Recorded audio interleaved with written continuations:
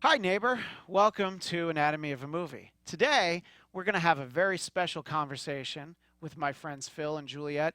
We're going to talk about a great documentary called Won't You Be My Neighbor, which is about Fred Rogers, Mr. Rogers, who didn't wear a microphone on his head, so he never had to worry about these sort of things. But we're going to talk about that film and the impact that Fred Rogers has had on all of our lives on Anatomy of a Movie, starting right now. Welcome to Popcorn Talk, featuring movie discussion, news, and interviews. Popcorn Talk. We talk movies. And now, here's Popcorn Talk's Anatomy of a Movie. Welcome, ladies and gentlemen. Thank you for the wonderful introduction from our good friend Kristian Blatt. But before we get to him, Juliet Viber from the booth normally. She joined us for another documentary here on Anatomy of a Movie. Welcome, Juliet. Thank you so much for having me back. I'm very excited to talk about this show and lots to discuss, so let's get into it. I'm Phil Svitek. Thank you guys, as always, for being here. Missing in action is Demetri, Panos, and Marissa Serafini. Marissa and Juliet actually switched, so Marissa's in the booth. Hi, Marissa. Hi, Marissa. Hello, And everybody. over on the couch, Kristian Blatt. Yes, it is indeed me, and I understand the value of timing, so I didn't want to take up and do a 4-minute cold open, just so that for those watching on YouTube, you could see me put on the cardigan and put on the shoes. But it is very important to do so during the show, because that's the kind of consistency that Fred Rogers brought to all of our lives, and I want to emulate that. So a couple of things. Normally, if you're just joining us for the very first time, we break down movies, and as of late, we've been doing a couple more documentaries, and we're sort of finding our way with them because you talking about them in a different context, but nonetheless, they are movies. We usually give a spoiler warning, although his life has happened, so if you know anything about him, you've kind of been spoiled. And also in our rundown, we have a rundown that we post to you guys. It's in the description box. You guys can click. It's a PDF, and that way you can follow along. And some of the stuff we don't get to, well, it fills out the conversation, doesn't it? And we usually start with overall thoughts, which is where we're going to start today. And why don't I kick things off? I appreciate this documentary. I appreciate the movie for what it brought. It certainly captured the spirit of who Fred Rogers was and what he was trying to impart. And, one of the biggest things that stood out to me was when they used comparison of today in terms, and even back then, let's say they used a clip from the show and then they cut to what was on TV. And it's in fact a lot of the stuff that I grew up on TV with. And it was just so fast. Fred Rogers appreciated silence and so forth, and I think life has gone a little bit too fast, and that's what I took away from the movie. Yeah, I think that's a great point, especially, in this digital world we live in. We're just on to the next, on to the next. Our attention spans are so shortened. So I thought that was a beautiful sentiment that they played out throughout the movie, just to see how much we evolved. And I really, really enjoyed this movie. However, I was remaining with a lot of questions. It was a lot about the movie was a lot of based on abouts, and I was missing a lot of whys, I feel like, and hows. Yes. Hows and whys. Hows and whys were just a few holes in there for me. Like, for example, when his TV show launched, they didn't tell how it fully came about. Right. It just said he got his show. Exactly. It was very quick, and I maybe coming from the industry, I have a side view like this, but I would have liked more of how they got there. And throughout the documentary, we learned that he was on the air, then decided to take some time off, then would come back, then so on and so forth. In this day and age, if you have a television show, you pray that you get on to the next season. You're not leaving and coming back to your leisure. So it also showed how much television has just changed. And I wish that was addressed more so, and that was just kind of missing. But as we'll dissect later, the filmmakers they made a decision on where they wanted to take this movie, and this wasn't it. However, as an audience member, kind of missing for me. Well, the movie only being 94 minutes, I think you didn't need to brush over that stuff. A lot of the time in a documentary, you just have to skip things. But I agree with Juliet's point. It would be interesting to see how he started. They gave some backstory that I didn't know, the show that was before Mr. Rogers' Neighborhood that he was a part of. But I, like Phil, I really appreciated when you see clips from exactly the time period that the show started. And it's funny because everything seems so fast-paced and loud now, but then you see the rest of television at that time was cowboys and Indians, pies in the face. Fred even mentions that he's just like, I don't know why it was supposed to be so funny that people were always getting pies in the face. So I think it was great to just be like, I want to do something a little different than that. And obviously it worked well for him. One of the takeaways for me, being in the media industry is having this notion of almost a responsibility of what you talk about, what you say and do, regardless of whether it's for children or not. And I think oftentimes we don't necessarily consider that. And I'm borrowing from Jurassic Park. It's like we never stop to think if we should. We stop to consider if we could. And I do think, especially as things get more fast-paced, that becomes evidence of that. One of the questions I had for you, Kristian, in particular, does this help, whether the movie or Fred's life, does it help inform how you raise your two kids? Yeah, I think, and I'm going to be very upfront with you, and I'm not really keeping this secret from people, but I haven't shouted from the mountaintops. I cried 4 times during this documentary, Aww. and I think most of it is to think of things in capacity of, oh my God, my kid's going to ask me something like that. Like the first time I cried, is when Daniel Tiger asks Lady Aberlin what an assassination is. And I was just like, oh my God, my kid's going to ask me something like that, and putting it in that context that was the day that RFK was assassinated, or maybe the day after, I was just like, oh my God, they had to deal with it, and they actually did. And, my wife and I talked a lot after this movie about, we're going to have to explain to him just death in general. Mm-hmm. And there's a clip in the movie of an episode that Mr. Rogers did with that, where his goldfish died. And I'm like, does that help?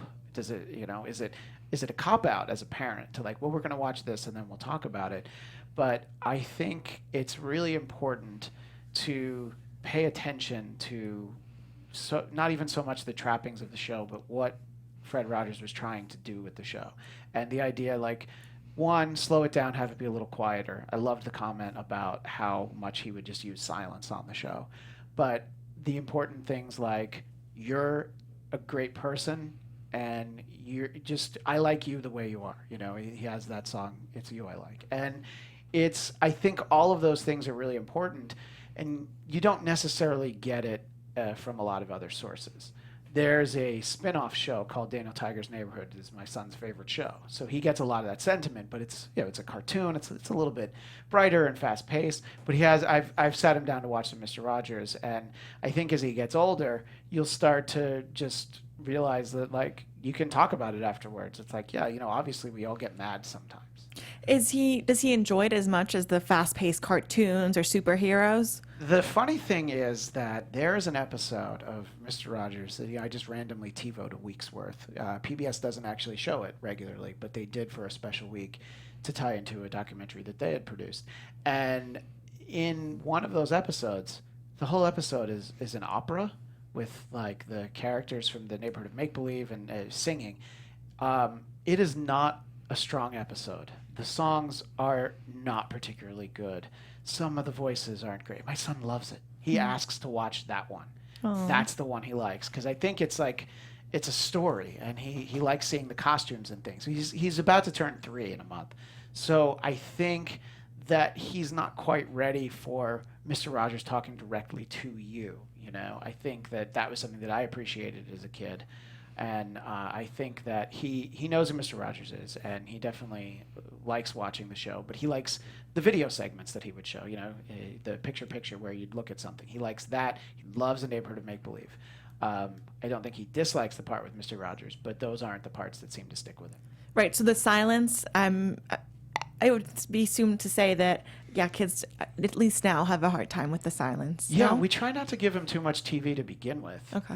And I think that helps, so we make it more of an event. It's when we were doing potty training, it was like, well, if you go in the potty instead of in your pants, we can watch Mr. Rogers later, just like reward. You don't do the punishment if they do. You just try to, make it a positive experience. And we just try and keep it quiet because, like videos, he'll watch short videos on YouTube and things. And those are not particularly quiet. Yeah.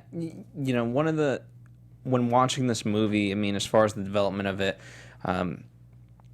the filmmaker had approached Joanne Fred's wife, and they talked about very specifically, and when we sort of talk about why some of those wives weren't there in the house, is because they had agreed to that he wanted to embody the spirit of what this is, and as such, you didn't really need any of that stuff. And Joanne said, like, this is what Fred would have wanted. Like, if he was to have a documentary, this is what it would be. And in fact, it's serendipitous that you mentioned the Bobby Kennedy thing, because Neville had never seen that clip, because it kind of aired once and then it went into the archives.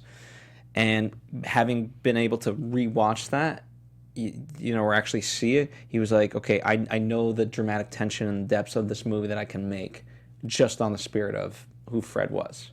Mm. And the fascinating thing that they deal with in the movie is the first week of the show, they deal with the sort of tensions that you see elsewhere on TV from Vietnam. There was like basically a wall being built in the neighborhood of Make Believe, and King Friday wanted nobody on the other side of the wall. And I'm like, wait, this is today. Exactly. And it's like, it was just so eerie, the fact that he's building a wall. And again, the first week of the show. And I think because the first couple of years were in black and white, I think that's a big reason why you didn't see it. But a lot of the tougher to watch ones, there were episodes in the 80s that dealt with the invasion of Grenada, which is hardly like a major thing, but it was on TV. And then those ones didn't really air again, because I think dealing with war and things was just considered to be a little bit too upsetting. I think it's important that he did address them. And now I think you can find things, on, I guess a lot of episodes are on Amazon, so it's great that you can still find them. But I think it's surprising that, this sort of mild-mannered, soft-spoken, was almost a minister, guy from Pittsburgh, was addressing all of these, really difficult subjects. Yeah. And it holds up the fact that this show started in black and white and then aired all the way up until 2001, I believe. Yeah, the final episodes were filmed, I guess, the summer of 2001. Yeah. Right. I mean, that's amazing. I don't think I've ever heard of anything of its sort.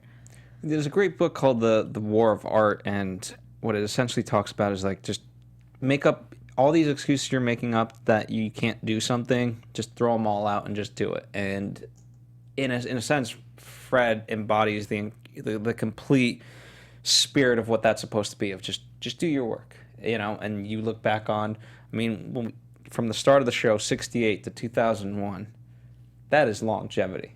And I'm not saying like the one show, but like him as a person in a business. Yeah, sure. And he would do less episodes every year. I think the final couple of years he'd do like 10 or 20 shows in an entire year. But the fact is, and the reason why he stepped away that Juliet mentioned earlier, is that at one point he thought like, well, I've done 500 shows. Like, what else do I need to do?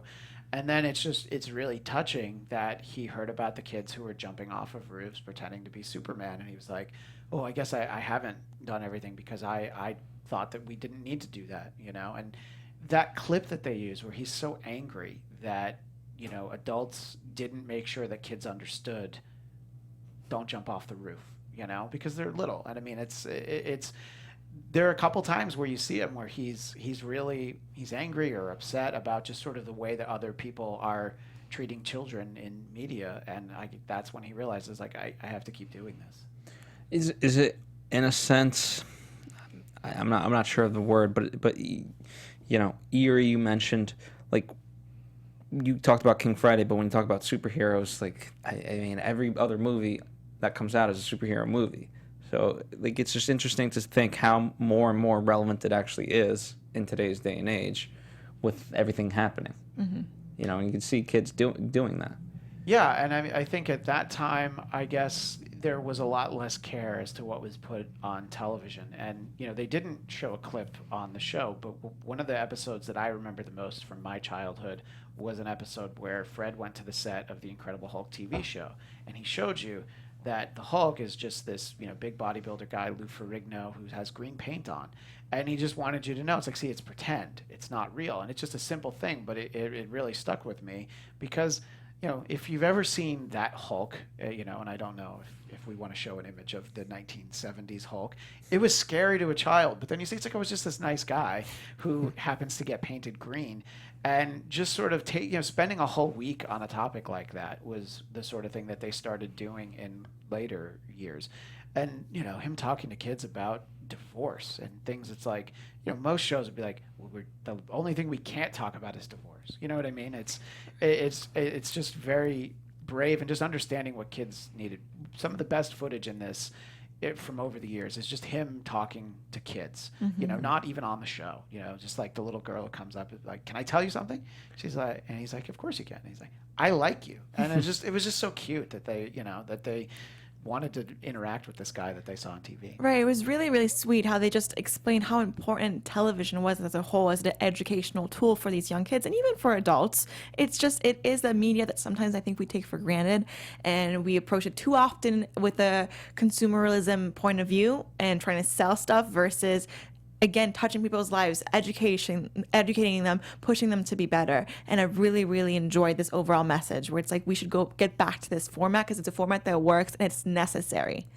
Well, you look at it too. One of the things that they didn't get into, but it was a weird dichotomy, right? When TV first started, God forbid, like a husband and wife shared a bed, right? That was never portrayed because you don't want that in the American, home via the television. And so, but then we're completely fine with violence, and it's just such a weird, ironic, and hypocritical way to go about it, Right. Yeah. Very true. To Juliet's point, people can be very critical of the idea that television can be a babysitter and you put your kid in front of it, and that definitely happened a lot in my childhood. But what I would say is that a half an hour where they're going to watch Mr. Rogers is like, well, they're gonna be all right during that. I mean, ideally you could sit and watch it with them, but it's like they're not going to see anything. They're going to maybe have a lot of questions if it's one of those episodes, but they're safe in his hands. And maybe they weren't safe if you put them in front of G.I. Joe or the Transformers for half an hour, or in Phil's case, Pokemon. Yeah, that's a great point. And then on top of it, as you're saying, I had never really seen the show ever. I was going to ask you that because I assume in France there'd be no reason why. In France. Monsieur Rogers? Not that I know of. And then also I think it's just a little bit before my time. But yeah, I just never really heard of it. But as they're showing clips, I was like, wait, I want to see more. This is, to me, intriguing. And I personally do not like any kind of child things. So as you're saying, is that your son or daughter can be okay, and then you have that safe sentiment, and this idea that you actually kind of want to sit next to him and you want to watch it says a lot. Because I'm sure there's some shows that your children watch that you're near them and you're like, wow, if I have to watch more of this and I have to, I'm going to lose my mind. Yeah, I mean, there's certain shows that I've kept my son away from that I know from other parents that, like, oh no, there's something called Caillou. They're like, no, it's awful. I'm like, great, so he doesn't know about it, But things that he feels comfortable with, Daniel Tiger, Mr. Rogers, Curious George, things like that, I think, and one of the things, sort of building on that, as I was watching it, I always knew in my life, I always thought of Mr. Rogers as somebody who it was very important in my childhood, and it really impacted me. But sitting there watching the documentary, you realize, like, oh, no, you like carry a lot of that stuff with you through life. And yes, especially because I'm a parent now. If I had seen this documentary 10 years ago, I would have enjoyed it. I probably wouldn't have cried once. But it really just informs, it's just sort of like how the responsibility you have to your child, and he took that just as seriously, even though he was on television. There's just one of the things I appreciate. There's just intrinsic value, like with his friend, right, Officer Clemens in particular. I appreciate the message they were trying to get because it was so simple as far as, okay, let's just wash our feet, and nothing needed to be mentioned. And obviously, if you're someone of that time. As an adult, you get what they're trying to do, but as a kid, rather than have to look, oh, there's a black man, there's not a black man, is this right, is this wrong? It's just like, oh, this is just the way it is. Yeah, exactly. I mean, children do not see color. Racism is something that we're taught as a society. So I just thought it was such a perfect imagery because it would take us back to that time before we knew and our brain was filled with all this nonsense that we're just all human beings. Yeah, it's such a simple moment, and the fact that they talk about it, you just think about, like, oh yeah, there were a lot of things like that on the show. I like the comment from one of the people who had worked on it that everything about the show is, so I think the way that they put it was, take all the things that you need to make a good television show and then do the opposite, and that's what this show was. Because it was low budget, it was quiet, it was slow paced, but it worked so well, you know. And I mean, I think there's a time and a place for something like Sesame Street, you know, where it's a lot of short films and quick things and puppets, and it's not as loud as, you know, things with guns, but it moves in a completely different way. But I think that this is a nice sort of balance to that, to, you know, have it. And even though the episodes are, you know, I mean, some of them are 50 years old at this point, I think it'll always speak to kids because they'll have the same questions, the same fears, and just the same feelings about themselves.